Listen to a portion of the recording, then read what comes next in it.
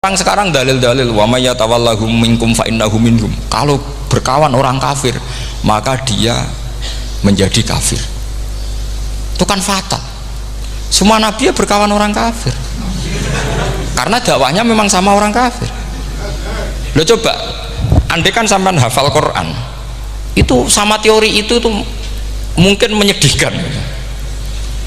Coba istilahnya Quran, wazkur akhoat wa ila adin akhawum huda wa ila samuda akhawum. Terus semua umatnya yang kafir disebut akhawum. Akhaw itu artinya apa? Saudara. Mereka ya berkawan sama orang kafir. Makanya butuh analisis fikih untuk maknani wa may yatawallahu minkum fa innahu. Setelah dianalisis fikih, ternyata semua nabi diistilahkan wa ila madyan akhawum syuaibah wa ila adin akhawum huda. Akhaw itu artinya apa? Saudara. Kalau sama tanya, lalu logikanya gimana? Kata kitab-kitab kan wa in kana dasarin fajanibhu suratan. Kalau ada teman buruk, jauhi. Kalau teman baik, temani. Kalau cara usul fikih gampang. Kancanan maling dosa, wong kok kancane maling. Tapi nak dakwai maling, apik kan? Aku ora ngancani kok dakwai dandani, selesai kan? Ngancani maling elek, nak dakwai maling apik. Demenan berodo elek, nak didik apik kan, itu seperti itu.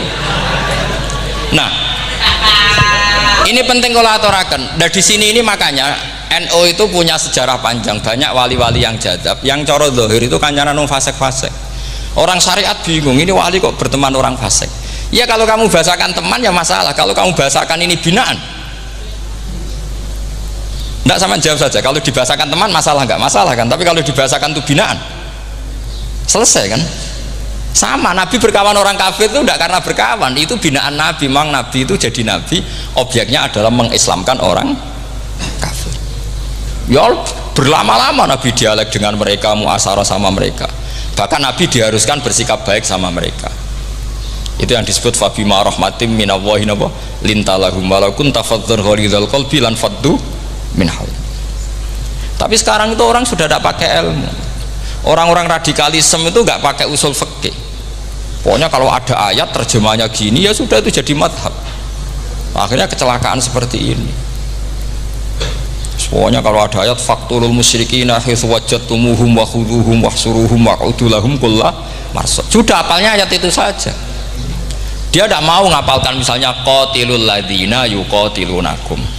Ada ayat lagi wa akhrijuhum yamin haitsu akhrajukum. Sehingga ulama kita membagi kafir itu ada harbi, kita musuhi, ada zimmi, ada muahad, ada musta'man. Itu ulama karena tahu tidak semua orang kafir itu harbi, tidak semuanya zimmi, tidak semuanya muahad, tidak semuanya musta'man. Kalau harbi oke, kita perang, kalau zimmi ya kita bina, kalau muahad ya sesuai perjanjian kita, kompensasinya apa, MOU-nya kayak apa. Tapi apalnya mereka ayat satu tema. Nah celakanya kita yang ngaji di pondok-pondok yang katanya spesialis ingin alim tafsir, apalnya ya satu ayat juga. Wah itu kan satu ayat versus satu ayat, itu ngeri. Makanya kalau sama tanya saya ini, katanya di acara ini sama tanya gimana caranya jadi ahli tafsir, saya jawab gampang. Benar-benar itu hafal Quran, hafal hadis, terus hafal ulumul Quran. Ya misalnya Nadoman ya Faidul Khobir lah. Kalau kitab Nasar ya minimal itu setengah lanya itkon lah. Kalau nggak lanya-lanya amat ya agak lanya. Karena kitab tafsir itu gampang, teorinya itu mudah sekali. Misalnya al-ibratu bi umumil lafzi la bi khususis sebab, itu sama dengan kayak kaidah fikih. Karena kalau kaidah fikih itu, saya itu pernah dibisui kiai itu, ini kisah nyata itu, dibisui kiai itu pas basul masail. Dulu saya itu masih sering mau basul masail. Tani mun pensiun mun boten niku mun. Dulu saya dengan Gus Zofur putrane Mbah Mun itu sering makili Pondok Anwar basul masail fikih. Tapi tidak tahu ceritanya Gus Zofur jadi dokter tafsir, saya juga kok ya tahu-tahu menekuni tafsir. Lama-lama orang itu lupa status saya yang fakih ya. Makanya saya itu ya kadang eman gitu, karena ini status penting juga. Tapi status fikih itu kadang memang menyesatkan. Karena begini, itu dulu pernah ada basul masail itu begini. Ini kisah nyata ini. Ada desainer baju putri, untuk putri, anak putri. Kemudian desainer itu menciptakan satu celana pendek misalnya, atau celana seperempat. Dengan desain ini pasti kalau dipakai itu auratnya itu kelihatan. Bagaimana hukumnya desainer ini? Apa termasuk mimman sarro'a as-sayyi'ata? Karena terjadi kasfil aurat. Apa enggak? Rata-rata kalau kiai yang khusyuk-khusyuk, yang sepuh-sepuh, desainer itu dosa gara-gara tren pakaian ini wong wedok buka aurat. Tapi kiai-kiai alim yang muda-muda, entah saking belingnya, entah saking pinternya, tidak tahu, bilang begini, Pak Yai, yang didesain apa? Ya celana itu. Lalu celana itu fungsinya nutupi apa buka aurat? Ya nutupi. Lu kan lumayan urun nutupi. Kalau haram ya dicopot, lu kan malah parah itu. Bingung kayaknya. Sampai bilang gini kan, wah semanis. Itu kan makanya ini guyon ilmiah. Repotnya ngadepi orang alim muda itu kan mbok gedhingi ku ilmiah, mbok senengi fasik.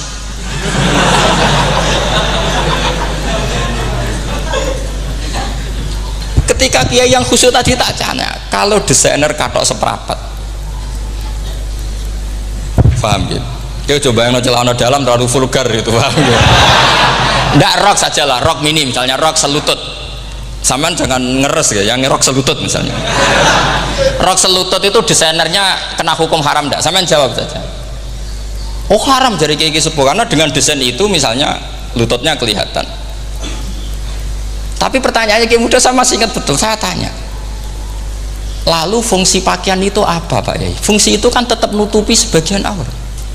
Kalau Anda haramkan, barang haram itu harus dihilangkan. Nah, itu. Sampai kiai itu setelah acara itu manggil saya, Gus, kalau ngakoni jenengan alim tapi kiai podo repoti. Podo repoti. Nak dalam itu kan terus itu ada perumusan di redaksi keputusan yang dijual itu, yang masail fikihnya kan terus diputuskan, dibukukan. Kalau redaksinya halal, Gus, nanti orang pakai rok semua. Dan saya balik bantah, kalau redaksinya haram, orang nggak pakai rok. Akhirnya itu apa? Kebijakannya lucu. Buak we Gus, pertanyaan itu buak sak jawabannya oke. Jadi kita debat tidak jadi. Ini cerita ilmiah. Makanya sama tidak wajib anut saya ini terlalu ilmiah, jadi tidak baik untuk kehidupan kesalian, kurang baik. Jadi ini, tapi ini ilmu, tetap kaidahnya fikih ma la yudraku kullu la yudraku kullu. Jangan kalau tidak bisa nutupi aurat semua, lalu jangan sama sekali. Lho kan kaidahnya kan gitu, ma la yudraku kullu la yudraku kullu. Misalnya Anda punya tetangga nggak mau pakai jilbab, nggak mau pakai pakaian muslimah, kamu tidak boleh bilang munisan rakambinan, tidak bisa. Ma la yudraku kullu ma la yudraku kullu la yudraku napa kullu. Makanya ini kita harus hati-hati. Nah bayangkan sekarang orang meneliti Quran itu yutraku kullu. Mestinya kalau Anda meneliti radikalisme, ayat yang terkait radikalisme diteliti semua. Ternyata di surat Taubat yang disebut suratus Saif, yang bahkan haram baca bismillah, itu ada ayat wa in ahadum minal musyrikin astajaroka fa'ajirhu hatta yasma'a kalam Allah summa ablighu makmana. Muhammad, kalau ada orang kafir mau belajar Quran sama kamu, ya harus kamu pelajari hatta yasma'a kalam Allah. Setelah mereka mau belajar, ya ablighu makmana, summa ablighu makmana, kamu harus menjamin keamanan dia. Itu di surat Taubat, termasuk akhiru suratin nazalat, gak mungkin terjadi mansuh. Tapi orang-orang ekstremis selalu pakai faqtulul musyrikin haitsu, apalan itu terus. Yang orang liberal yang menaparin la ikraha fiddin, ya sudah seperti itu. Sing orang-orang ora tegas, ora tau nahi mungkar, ya ma arsalnaka illa rahmatan lil alamin, ngono terus. Yang kelompok tukang nahi mungkar ya ayatnya amen nahi mungkar. Saya tuh heran, kenapa mereka punya masalah dengan hafalan kayaknya. Kenapa sih hafalannya kok pedot itu? Kita yang hafal semua bingung jadi. Jadi akhirnya kita yang pinter anut sing goblok. Karena saya tuh pernah debat sama orang salaf, debat gitu. Setelah saya mengutarakan sekian hadis, ada tuh Pak hadis itu, waduh, harusnya kamu ngaji saya, ada debat-debat tuh yang level, kalau nggak level tuh nggak boleh katanya. Kamu tuh kan ngeri. Makanya ini penting ya, kalau sampean tanya ingin jadi alim tafsir ya harus hafal Quran semua. Nah, kalau tidak mungkin yang nunggu orang semua mati baru Anda jadi ahli tafsir, karena tidak ada musuhnya.